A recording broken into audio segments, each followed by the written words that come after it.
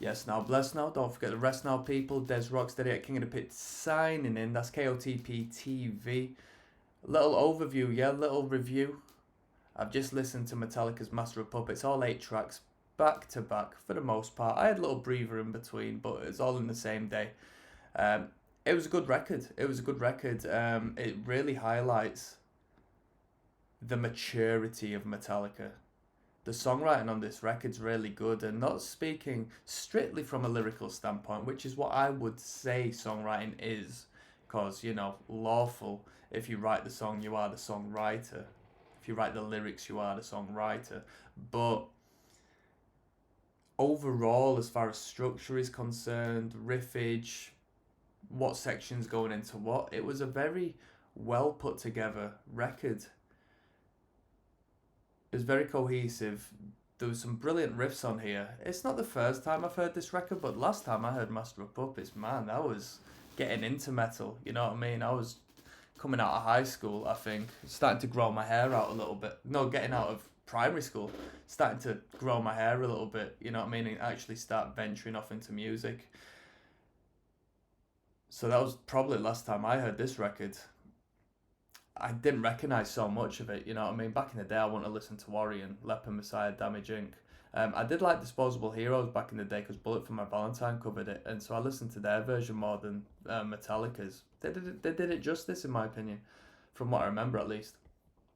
But the record's brilliant. If you compare this to Kill 'Em All, the amount of maturity and development that's gone on within the music, the amount of the professional standard is absolutely mind blowing. The instrumental is fantastic. Some of the picking is super tight.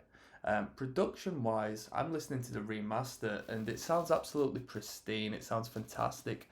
Hetfield has gone from them shrieking higher register vocals to a little more direct, concentrated vocals. A little more audacity within the vocal and the pronunciation. You're able to differentiate the lyrical content a little bit better, which is fantastic. Guitar solos don't seem to be as excessive as they were on Ride the Lightning, and they're probably just as frequent, but they play a better role. They don't stand out as much, which isn't a bad thing, It's more cohesive with the music and the track. It blends in a little bit better, so that's good. As far as favourite tunes on the record, Sanitarium, when it gets into that down picking section near about the end, that is absolutely classic. I like that a lot. Back in the day, Disposable Heroes, as I said, used to be my favourite. Now, it's a good tune, good riffs. Not my favourite. Battery is timeless. I think Battery could be like one of the best thrash metal songs of all time. Really, really, really stable thrash metal tune.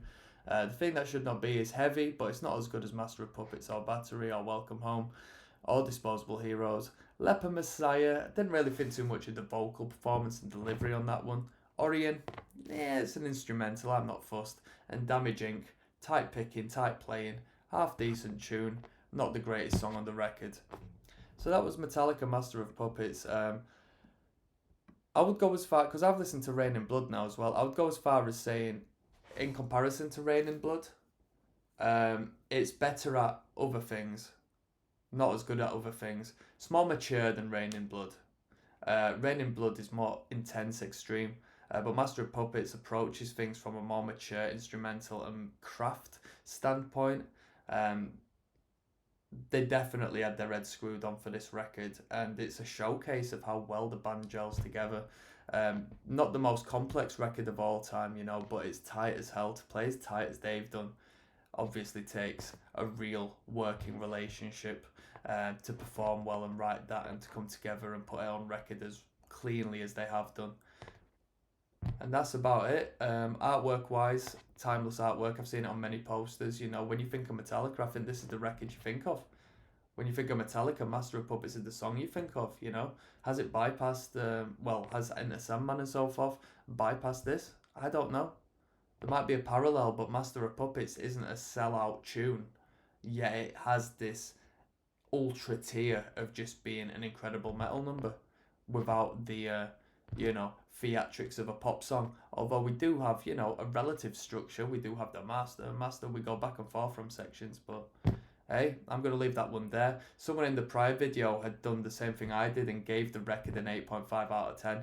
Me personally, I'm going to give Master of Puppets a 7 out of 10 because I don't, at this day and age, at my age, after what I've heard in my time, I don't want to go back and listen to this record again, personally, but I admire it for what it is and its top tier craft. Really is, really is. So I don't say it in a disrespectful manner. I'm speaking in regards to my personal opinion and perspective and whether I would go back on it again. 7 out of 10, Master of Puppets. Without further ado, I'm signing out, people. I'm going to check out the history behind this record next.